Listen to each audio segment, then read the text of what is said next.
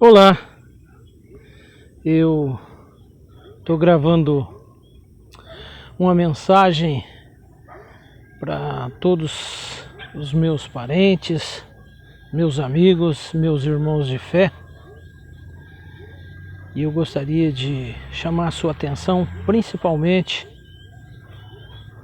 você da Igreja Adventista do Sétimo Dia, você que tem sempre em mente aquele momento em que aparece aquela cena de Jesus aparecendo nas nuvens do céu, rodeado de anjos, aquela cena espetacular, aquela figura tradicional da Igreja Adventista do Sétimo Dia. Gostaria de deixar um recado para você, meu irmão, na graça do Senhor Jesus Cristo, que cobre todas as nossas necessidades espirituais. Veja só, gostaria de chamar a tua atenção para o povo judeu.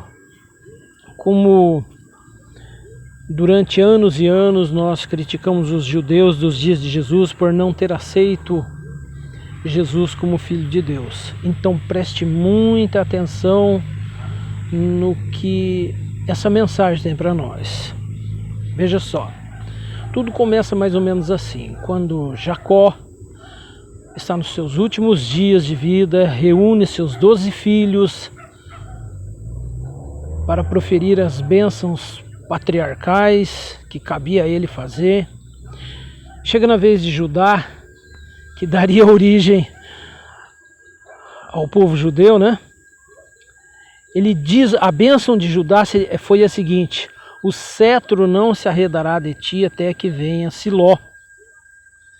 Depois da bênção de Judá começa a história do povo judeu,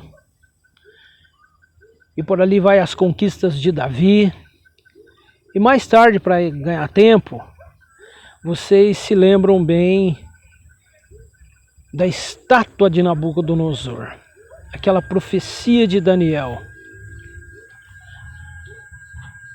O ouro, a prata, o bronze, o ferro e a mistura com o barro. Veja só, meus amigos e meus irmãos. O ouro de Nabucodonosor foi conquistado à base da espada. A prata dos medo-persas foi conquistado seu império à base de espadas, lanças, exércitos e guerras. Igualmente com o quadril de bronze, igualmente com as pernas de ferro de Roma. Mas olha só que curioso, naquele mesmo sonho de Nabucodonosor, apareceu também uma pedra cortada sem auxílio de mãos, atingindo nos pés da estátua e esmiuçando todos os metais, e se tornando então, pela interpretação do sonho, o quinto império mundial que jamais passaria. Os outros impérios passariam, porém o da pedra não passaria. E olha só, não esqueçam vocês que essa promessa era para o povo judeu. Eles tinham em suas mãos os originais do livro de Daniel. E eles sabiam, através da profecia do capítulo 9, principalmente de Daniel, que o Messias, o libertador, viria dentro do povo de Judá. Se a prata, se o ouro, se o bronze, se o ferro foram conquistados à base da espada, da guerra, do poderio humano, o que eles poderiam esperar se não fosse exatamente uma recuperação militar do país de Israel, devolvendo a Judá a soberania dos impérios mundiais? Prestem atenção nisso. A pedra está dentro de um assunto em que envolve esses 4 metais, poderes terrestres, que conquistaram seus impérios através de guerra, carnificina, espada, lança, capacete, escudos. Está dentro de um mesmo assunto. Nada mais normal de que os judeus esperarem um Messias que agissem dessa forma. Durante anos, nossa igreja criticou muito os judeus por não ter aceitado Jesus da forma como ele veio. E ele veio de uma forma humilde, uma forma totalmente rejeitável. Hoje é muito bonito falar sobre Jesus, aparecer cenas sobre ele, figuras, mundo inteiro falando. Mas tem um detalhe: Jesus era um rapaz feio. Está lá no final do capítulo 52 de Isaías e no início do 53, Jesus era um rapaz feio, era um sujeito, está lá escrito, tá? Era um sujeito daqueles que a gente olha e vira o rosto. Não havia aparência e formosura nenhuma nele. E as autoridades judaicas, né, a nata judaica, quando viu aquele sujeito sem aparência, sem atrativo nenhum, dizendo que era o Filho de Deus, logicamente que para eles aquilo era uma blasfêmia. Raciocinem. Aquilo era uma afronta. Um sujeito sem qualidade desse aí é o Filho de Deus.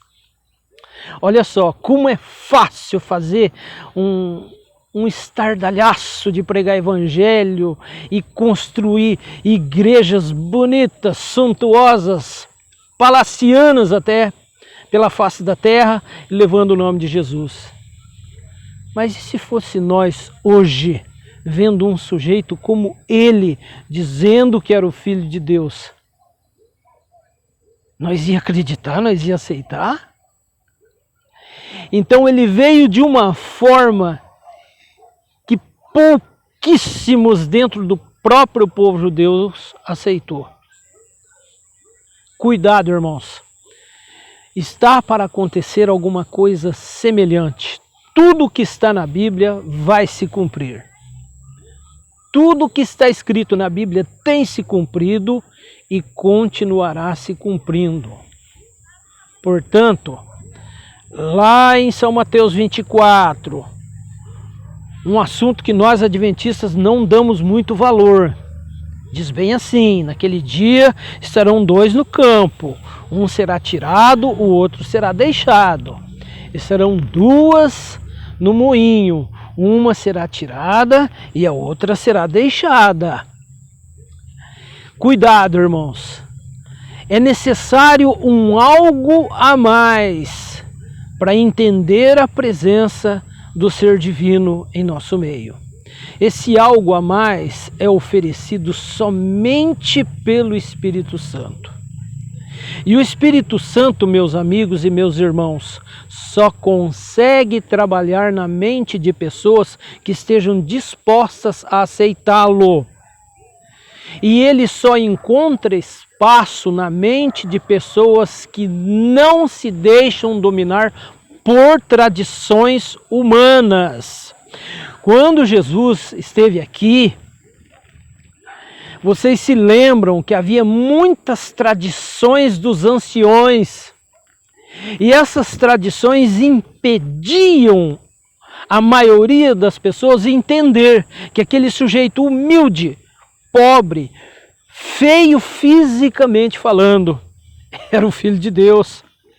Aquilo foi uma peça pregada pelos altos dos céus nos seres humanos, cheios de conhecimento e de certezas, entre aspas, né?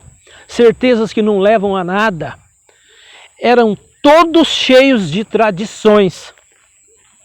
Eu vou citar um exemplo para vocês do que vem a ser tradição. Quer ver uma terrível que vai mexer no sentimento de vocês?